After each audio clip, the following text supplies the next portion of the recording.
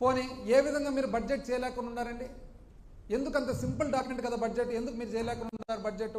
ఇప్పుడు మేము చేసినాం కదా, జూలైలోనే బడ్జెట్ చేసినాము, ఎందుకు మీరు చేయలేకుండా బడ్జెట్?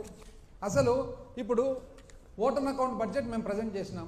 ఓటన్ అకౌంట్ బడ్జెట్లో మేము టోటల్ ఎక్స్పెండిచరు 2,79,279 2,79,279 కోట్లు చూపించినాం బడ్జెట్.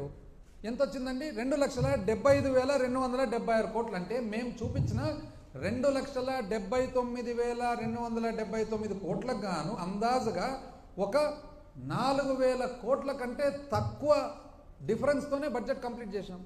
మీరెందుకు చేయలేకుండా ఉన్నారండి? మీరు ఎందుకు చేయలేకుండా ఉన్నారంటే మీకు తెలియక కాదు. ఏముంటాయి దాంట్లో బడ్జెట్ ఫిగర్స్ ఏమంటే దాంట్లో రాబడి ఎంత ఉంటుంది, మీరు మూలధన వ్యయం ఎంత ఉంటుంది, మీరు ఖర్చు పెట్టేది ఎంత అని చెప్పి.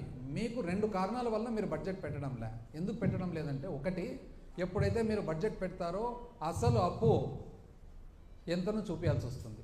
అసలు అప్పు ఎంతైతే చూపిస్తారో మీరు చెప్పిన, ఒకరైతే 14 లక్షలు, ఒకరు 13 లక్షలు, ఒకరు 10 లక్షలు, ఒకరు 12 లక్షలు. ఏందండి అన్యాయంగా?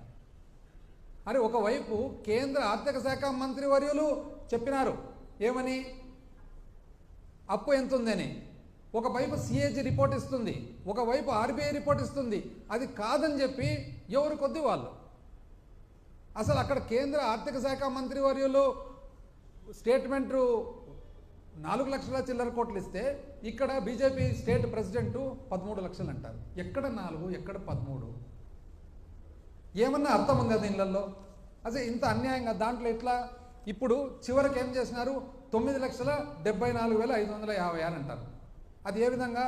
4,38,278 రాష్ట్ర అప్పది ఒప్పుకుంటున్నాం, okay. Public account liability 80,914, okay. Corporation మీరు 2,48,000 అంటున్నాం, మేము కాదు 2,18,000 అంటున్నాం. కార్పొరేషన్ ఎట్లా తప్పపోతాయండి? కార్పొరేషన్ అకౌంట్స్ అన్నీ కూడా, ఏ అకౌంట్ చూసినా కూడా పబ్లిక్ కంపెనీస్ అవి. అంటే ఎలక్ట్రిసిటీ డిస్కాము, సివిల్ సప్లైస్, ఇవన్నీ కూడా ఆడిట్ జరుగుతుంది. కంపెనీస్ యాక్ట్ కింద ఫార్మ్ అయిన కంపెనీలో ఆడిట్ జరుగుతుంది. ఆ ఆడిట్ ఎవరు? సిఏజీ ఆడిట్ చేస్తుంది. ఎట్లా తప్పిస్తారండి వాళ్ళు? రెండో పాయింట్, సివిల్ సప్లైసు, పవర్ సెక్టరు 36,000 కోట్లు, 33,400 కోట్లు. అంటే డబుల్ ఎంట్రీనా? ఆల్రెడీ మీరు చెప్పిన కార్పొరేషన్ డెట్లో కార్పొరేషన్ లోపల వచ్చేస్తాయి ఇవి, రెండోసారి మళ్ళీ చూపిస్తారు. అంటే అంత అమాయకంగా ఉంటామా?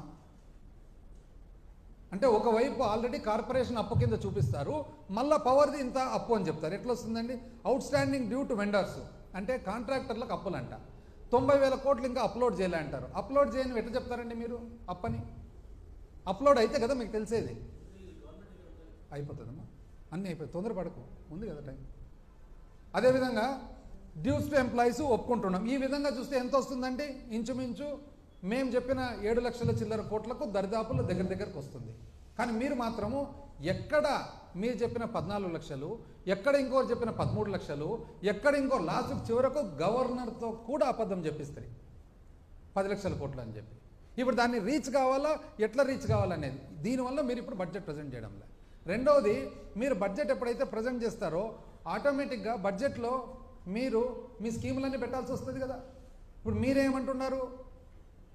డక్అవుట్ అన్నారు, ఏం చేసేదానికి కుదరదు, కాబట్టి ఏం చేయాలనో ప్రజలతో సంప్రదిద్దామని.